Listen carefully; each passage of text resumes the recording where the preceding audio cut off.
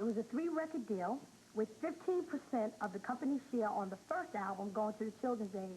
And then we'll do a cut with Antoine and the kids. It's going to be promotions all over the place. Sheena, that's terrific. I can't believe that something like this is happening. If somebody said, Zena, write a script of how you want it to be after the concert, this is what I would have written. Yeah. It's like a fairy tale, because just having all my family in the audience, and you and Lee and Ryan, just knowing that all you guys are pulling for me, I love having a big family. Well, speaking of which, I have something else for you. These arrived about 15 minutes ago. It's beautiful. From your Italian grandfather who's bursting with pride. You sang with the big ones. You sang like an angel. All my love, Sylvia. Oh, wow. You should have seen him after the concert. He was floating about 6 feet off the ground. So am I. Could it get any better than this? I think that this was probably one of the big moments in your life. When I was up there on stage, I was thinking about how my grandmother was singing. I'm singing the right way, because I'm singing for something that I believe in, and that's why God gave it to me. Your grandmother must have been some woman. She was right. It's a great privilege to be able to use your talents for something that you believe in. You do the same thing with your writing, don't you? Much as I can. Well, last night I got a taste of it, and I am lucky. I am blessed, as my grandmother would say, because I'm doing the thing that I love the most, and I love doing it, and I'm making a difference in somebody else's life. I can't believe it. Believe it, and know why? Because you worked so hard to get it. That's why. You realize how far you've come since I first met you? Yeah, it's been a long road. Which you traveled with a courage and a grace I find dazzling. You do? Mm-hmm. I think about you and your accomplishments. I'm in awe. Thank you. Which is why I know that last night was just the beginning. And you're going to continue to grow and to give the rest of your life. Sounds like a pretty tall order. Not for you.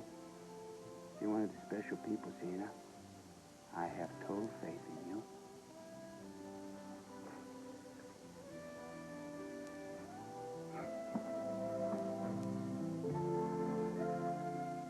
And bacon sandwich. And may the good Lord have mercy on your stomach.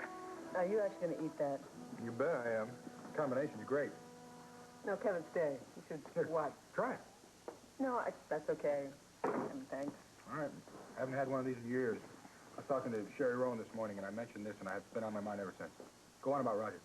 I was just saying I don't think he could have done it. And physical violence is not his style. Not from what I hear. However, he's made some real serious remarks about going after Rob with a baseball bat. No, he said that in the heat of the moment. That doesn't mean he's going to do it. Roger is a physician, and healing is his only modality. He's trained to heal, and he takes great joy in it. So it'd be nearly impossible for him to injure somebody, no matter how deep his anger. Kevin's right. I mean, the man is no angel, and I'm sure he was cooking up some nasty little ways to get back at Rob for what he'd done, but Roger's vengeance would be psychological, not physical. Are you absolutely sure? I'm sure. I'd stake my life on it. I just wish I felt as confident about my nephew. John Reed? Mm-hmm. I mean, he would never intentionally hurt anyone. He is basically a very loving and kind person. But he has this anger in him. He always has. And he's kept it under control most of his life, but I just, given the right provocation, I don't know. His mother being abducted against her will is definitely the right provocation. Yeah, I think so. As exasperated John Reed gets with Delia, he loves her very much, and he is very protective of her. Well, she does instill that, doesn't she? Not in all of us. What do you know about, Chaz Saybrook? Mrs. Rowan says he's the third suspect. Yeah, I don't know him well enough to even venture a suggestion. He's big enough to do the damage, but I think you'd have to talk to Ryan or Ma. She knows him. Well, I think I'll go over and talk to Chaz. While I'm at, I'll talk to John Reed, too. Oh, good. And remember that while he might be short in the temper department, he is essentially a gentle soul. I suppose I should answer that. Excuse me. Ryan, Kevin speaking. Kevin? Kevin, why are you answering the phone? Ah, Delia, well, I woke this morning and I had nothing venal to do, so I thought I'd come over to Ryan's and intercept all of John's and Maeve's phone calls. And I'm opening and reading their mail, too. It's my idea of levity.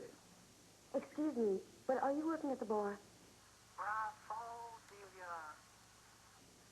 You know, Maeve and Johnny are so sentimental. I think it clouds their business judgment. How can I help you this morning, Delia? Is Siobhan there? I need Fenno's number. Quick, I really, it's very important. Oh, well, tell him yourself. Fenno. Here. Oh, thank you. The War Department. Well, that's probably my mom. Hi. What's up? Okay. I was at Roger. I went there to give him moral support. I mean, he pretended that he didn't need it, but... But I know that he does. Anyway, I told him that you were on his side. He felt very good about that. I just thought I'd tell you. That's good. See, while I was talking to him, though, I realized one thing. I know there's someone that might have seen what happened.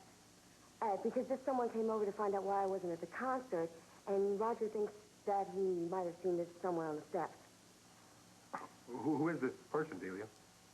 Antoine. You know, the kid that I know from the Excelsior. I'll get over there right away. See what I can find out. Thanks for the tip. I'll keep you posted. Bye-bye.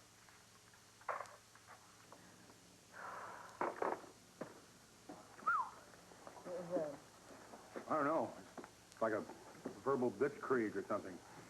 It seems that the little kid that sang at the concert, Antoine, has got some valuable information. I'm going to get over there and check it out. Want to come with me? I'd love to. I've got to pick up Sean now. Why don't you come back after you talk to him, and you could fill me in over milk and cookies. What kind of cookies? Today we're having chocolate chip with pecans. Could I have just one before I go? Just one cookie.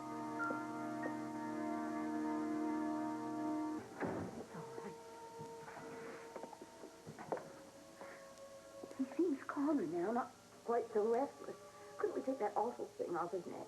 I don't think that's a good idea at the moment. Miss Morris, I'd like to take his blood pressure. Yes, Doctor.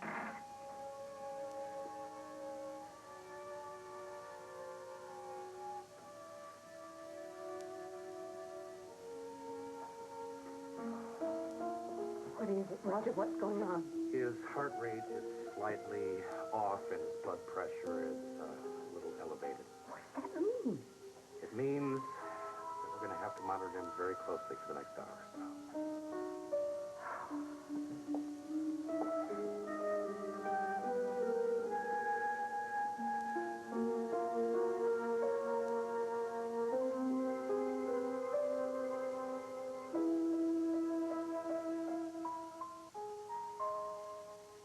Let me see this.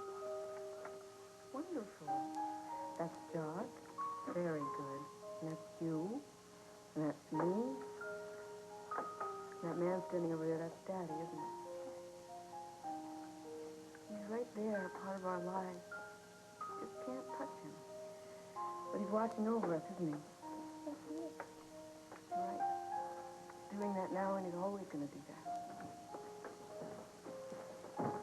Hey, gang. What's that? My picture. You did this? This is magnificent. Well, you can see that you know where you put the loved ones, huh? He does. So what happened? Well, it was very odd.